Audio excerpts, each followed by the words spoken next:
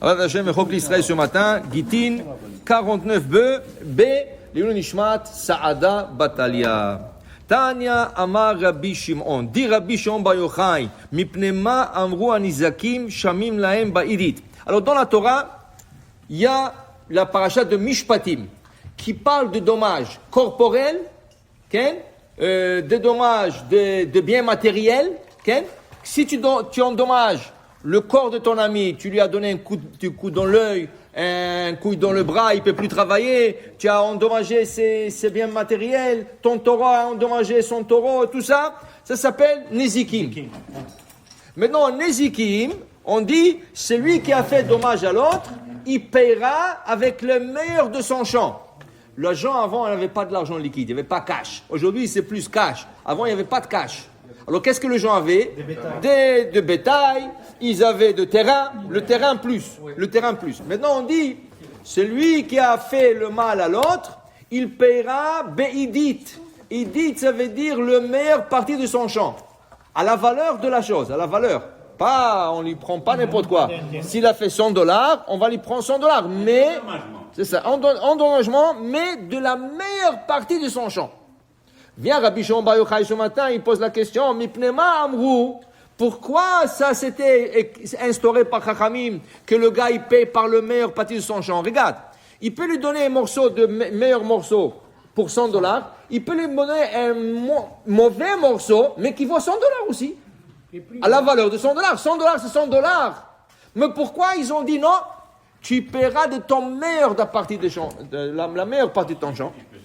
Mipne agazlanim, mipne hamsanim, à cause de voleurs. Qui quoi?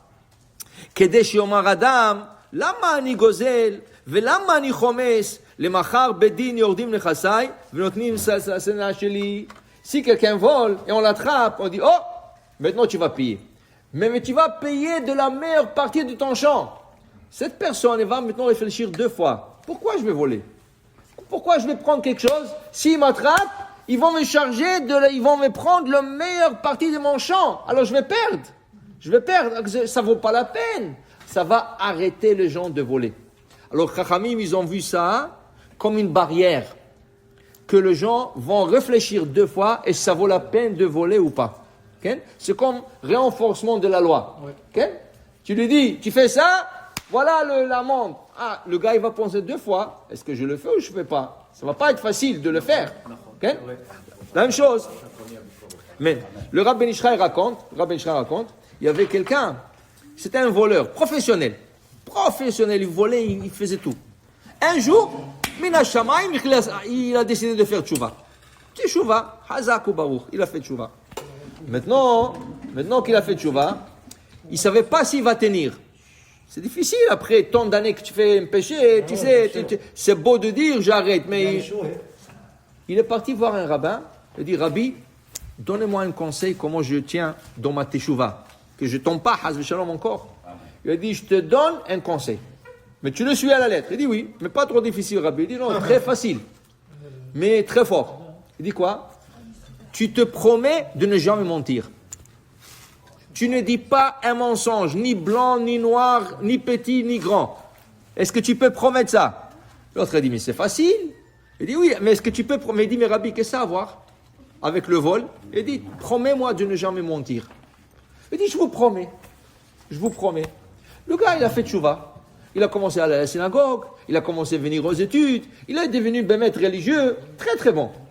Un soir, il retourne tard de l'étude, et le Yetzer Hara l'emmène dans le chemin, il lui montre qu'en quoi il y avait une grande maison où habitait un veuve très riche. Il voit la porte de rentrée est ouverte. Ils ont oublié la porte ouverte. Vient le Yetzer Hara, il lui dit, rentre, tu vas là-bas, rien qu'une fois. Et maintenant tu as fait tchouva, tu as besoin d'un peu d'argent. Dis-moi, tu as besoin de jeter les loulaves, tu as besoin de... Il commence à se battre avec lui-même. Non, mais j'ai fait tchouva, j'ai pas le droit. Et le Yetzer Hara l'a poussé, le Yetzer Hara est plus fort. Il est rentré, et la femme, la veuve qui habitait avec sa servante, en haut, elle entend le bruit en bas, elle a compris que c'était un voleur. Elle avait peur, peut-être qu'il est armé, il a un couteau, elle ne sait pas. Elle s'est enfermée dans la chambre. Lui, il était en bas, il a trouvé un sac, il a commencé à prendre toute la vitrine, tout l'argent qu'il a à l'argenterie, il y avait des bijoux sur le comptoir et tout ça, il est tout pris. Il va sortir, et du coup, il se rappelle, qu'est-ce qu'il a promis au rabbin? De ne pas mentir. Il dit, mais s'il m'attrape demain, s'il me suspecte, il vient pour une investigation, je ne peux pas mentir. Alors, ça sert quoi de prendre tout ça? S'ils vont me demander est-ce que tu as volé, je serai obligé de dire oui. Alors, ils vont m'attraper. Alors, il dit, ça ne vaut pas la peine. Il a pris le sac, il a jeté, il a couru dehors. Toute la nuit, il a passé en train de pleurer. Pourquoi le Yetzirah l'a attrapé dans une chose comme ça? Il pleurait. Le lendemain, il est venu au Beth Midrash avec des yeux comme ça. Le rabbin, il dit, qu'est-ce que tu as? Il lui a raconté toute l'histoire. Comment le Yetzirah l'a eu, tout ça. Il veut, ça veut dire, il est en train de parler au rabbin. Qui c'est qui vient? La veuve. La veuve vient voir le rabbin. Monsieur le rabbin, s'il vous plaît, aidez-moi. Vous savez, hier, il y avait un voleur, un tueur qui est rentré chez moi. J'ai failli mourir et tout ça. Il dit, mais qu'est-ce que j'ai? Il dit, s'il vous plaît, j'ai besoin d'un bon khatan. Pour qu'au moins il y a un homme à la maison, tu sais, vous savez. Le rabbin, il connaît celui-là, il n'était pas marié. Il dit, j'ai un très bon khatan. Il dit, oui, lui. Elle était d'accord tout de suite, lui aussi. Elle dit, bon, je t'en tu vois, tu voulais prendre de l'argent qui ne t'appartient pas, mais parce que tu as une barrière qui t'a arrêté de le faire. Tu étais sauvé. Voilà, maintenant, tu vas avoir cet argent en permission. Mais ça veut dire que toujours, il faut te faire barrière. Comme les Khamim disent dans Maxime de Père, Vasu seyag la Torah. Baruch Adonai le'olam. Amen. Amen.